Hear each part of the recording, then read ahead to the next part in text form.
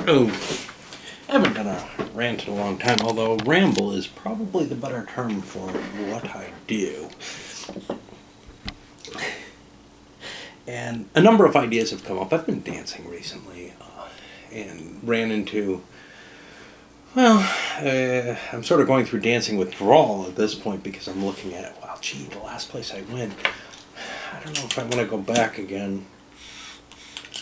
It was beginning to look like it was going to become a regular thing, and if I go again after, on this next week, I've been going the last couple of weeks. If I go once more, I think I've set a standard that cannot be broken. I am a creature of habits. But the other place that I tend to go fairly often has been kind of screwing up their calendar doesn't represent what they actually show. The last two times I've gone, they have not had a band at all. One of the times I had a fair inkling of that, but as I look, it looks almost like they've stopped booking bands, but they had them scheduled and basically called them and said, "Yeah, we're not interested in it anymore." And it makes sense. I mean, I tried to think about it. They pay a fair amount of money. They pay like $500 to the band to play for the evening, and I don't see how they make $500 off of the additional sales the band brings in. If they don't charge a cover, if they charged a cover, they would probably sell less booze anyway. So whatever. The other place I went to was playing music I liked, but then things got a little out of my taste range, let's just say. A little further than they usually do. Plus, it's on a weeknight, and that's tough. I have to take a nap before I go, and then I have to make sure I leave in time to catch the train getting back. No way I would go out dancing and drive there even if I had a car, so that's no solution. Anyway, be that as it may, the last time I went down to the place in Tempe that I like to go to, it's live music cover bands, and I was hoping to catch a band. I got all gussied up in what I wore the night before to my Thursday night dancing, right? And a nice outfit. Looks kind of like a pirate. The guy on the bus on my way, our train on the way to the other event, because of the mustache, beard, whatever. I guess the mustache still. The long hair, which was not as wild as it is now. It was all curly and everything. Nice big long curls. Just kind of looked and said, "Oh, look, it's General Custer." I always wanted to play Custer. I thought either that or just write a play for him, for his character. I think he's a fascinating character from the glimpses that I can see of that. And I think I could do something really kind of neat fictionally with him. But I think the outfit looks more kind of pirate inspired. And it also looks kind of 80s inspired. I got a puffy clown shirt, a silk vest, this, that, and the other, whatever. Anyway, walking back from the disappointment of the bar, and there's a club that has kind of big name live events. Not a huge name, but things people recognize. And I don't know what they charge, probably about $30 or something. Sometimes it's pretty raucous stuff, sometimes some hippity hop, sometimes some punk, whatever. It's almost never anything I'm really interested in. The few times that they bring bands that I'm interested in and advertise it there, it's usually over in Tempe Beach Park. It's like one band, like the Violent Femmes were playing there, as part of like, a 6-band extravaganza, and I just wasn't willing to pay that much money for an event that I probably wasn't going to like most of the bands. So, anyway, I'm walking by this place, and there's this little coterie of Jailbait sitting outside. I don't know if they were unable to get in or what. The bands were playing. I don't think they had tickets. And one of them shouts out to me, "I love your style." And of course, it would ruin my style were I to say something back. For one thing, I simply don't have the glibness to reply properly. I also have an inherent "do not speak to others" kind of injunction against me. It's very difficult. So what I did was a slight nod of the head, but I have no idea whether or not that even registered.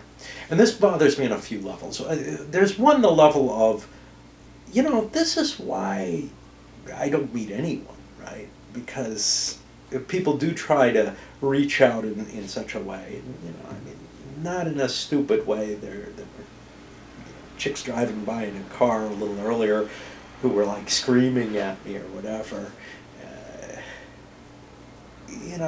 That doesn't mean anything. But this was an individual reaching out that probably took some courage.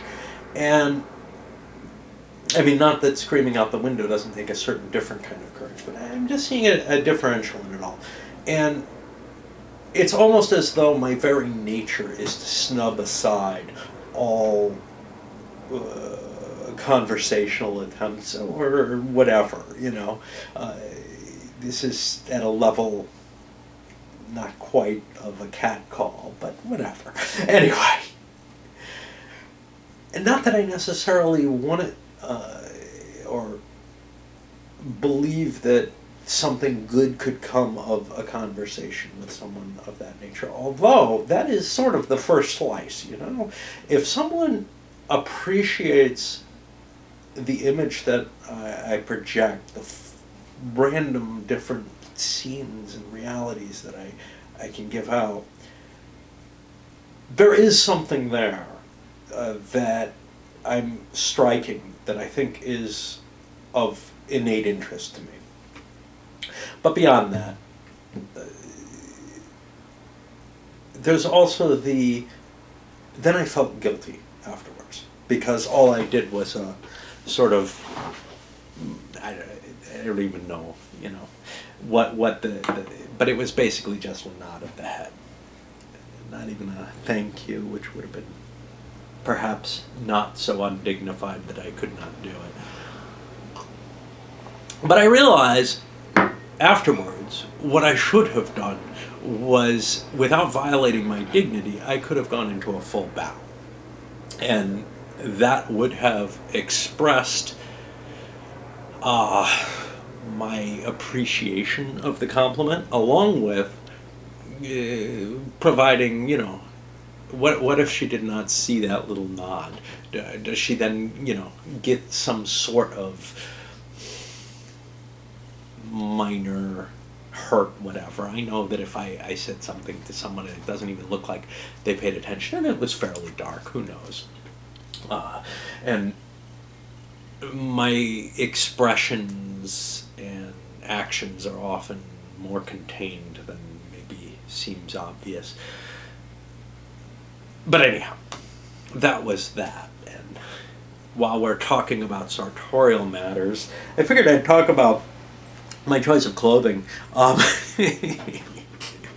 Yeah, quite often in my videos you'll see me wearing the same thing, over the course of several weeks. And no, it's not just that I'm getting lucky in terms of grabbing it. It's that I keep maybe a couple pieces of clothing lying around on the floor. In this case, this shirt is actually very dirty.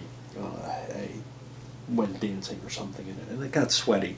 And it's sitting there, it's silk, I'm waiting to wash it in my tub, So you could say, well, that's disgusting. Where are you wearing? Yeah, well, because the other option was my Consim World shirt, which I had worn earlier today to do a video, and that's actually the thing I'm sitting around with. If I have to go out and get the mail, I throw that on in a pair of shorts and go out.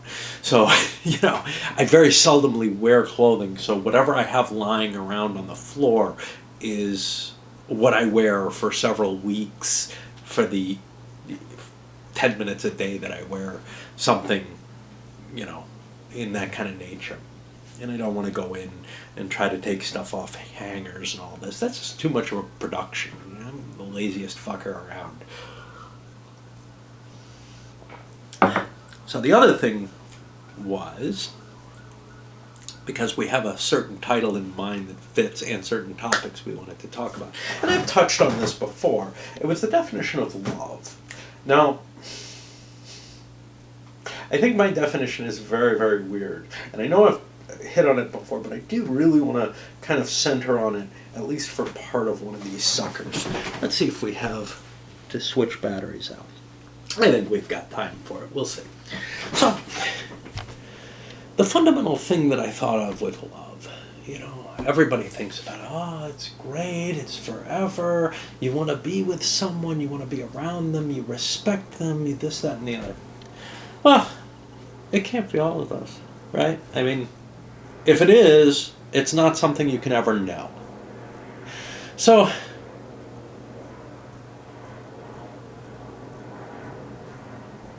then what you have to reflect upon is, okay, if it's not all of those things, what things are important and what things are not?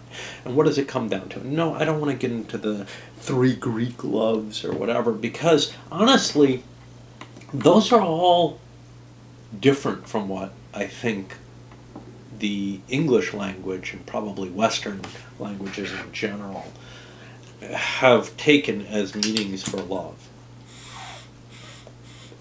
This is neither familiar, it's not directly familiar love or familial love, nor is it necessarily erotic love, nor is it necessarily that respect-filled love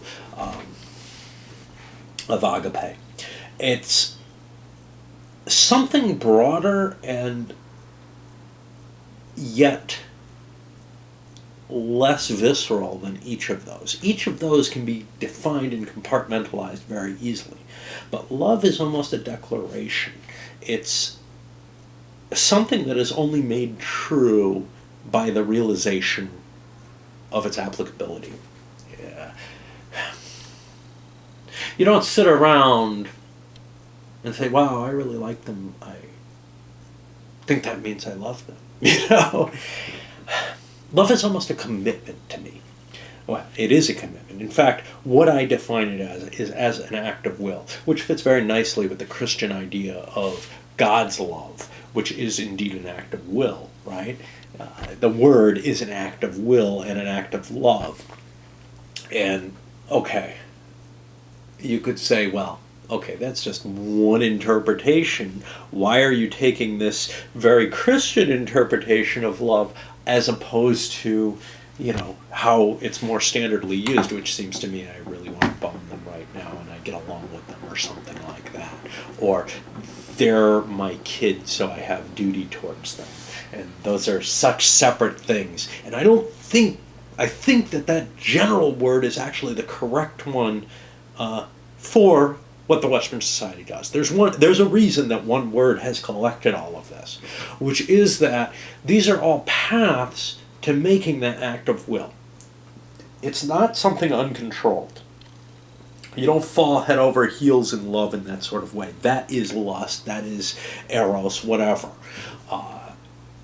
It is instead, I think, or as I use it, a conscious decision to care. Now, what's tricky about that is I want to limit it as much as possible, right? You could say, okay, it's a conscious decision to always want to be with someone and to always want to help them and to put your life before them. And maybe those are reasonable interpretations, but I don't think that's necessary. I think it's enough to just care deeply. Therefore, love becomes a prerequisite for hate, because hate is a part of that caring deeply. Now, you could say, well, if it's negative, but that decision to make that person, that thing, that ideal so important to your life is where the heart of that act of will really is. And it's something that gives you one aspect of love that is very hard to reach from any of the others. It now becomes truly unconditional. It becomes something that you cannot violate. Now, your love becomes weaker depending on how you reference it, right? If you take a look at it as, well, that's blood of my blood, so I love it because I made it, right? Okay, that's fine. But then what does it mean? Can it never, ever put you in a position where you do it wrong? Will your emotions never get the best of you and cause you to feel ill towards it? Those things, maybe that's a weakness in me, but those things seem impossible. On the other hand, I am pretty certain that I can always hold something in my heart, and I can always have it mean something to me. It might end up meaning betrayal, it might end up meaning, and it might end up fading a bit, but what I'm doing with this definition, or what I've done with this definition that I hold, is that I've managed to come up with a usage of the word that holds what I saw as the most important thing, which is that it cannot break, that it is immortal, everlasting, whatever, within the bounds of my existence, whatever that means. Of course, the universe is within the bounds of my existence, so that's no problem, right? But that became the most vital thing to me about love, which, of course, means if I say I love you, that doesn't mean a whole hell of a lot in terms of actionable stuff to the person I'm saying it to, because it may well mean that I will kill you or whatever. It doesn't hold the value that perhaps most people would expect out of it. But that's the only love that I can find that means anything to me. Everything else is temporal. There's no way that I can ensure that I would want to be around someone and be buddies with someone forever. Although, I've never been the one to walk away. Not in truth. I've never, once I make that decision, I'm willing to make, but here's the thing, I'm willing to make them miserable. Not to drive them away, but because that is my due as one who loves them, right? Subconsciously, at least. I probably don't say it much, even to myself, right? But that may have been the case in certain instances. Anyway, I just wanted to go into some depth about that. So we come up with a title, right? What was it? Sartorial Love and Jailbait. Yes, that's what we wanted to call this. And I think we've gotten there. Excellent.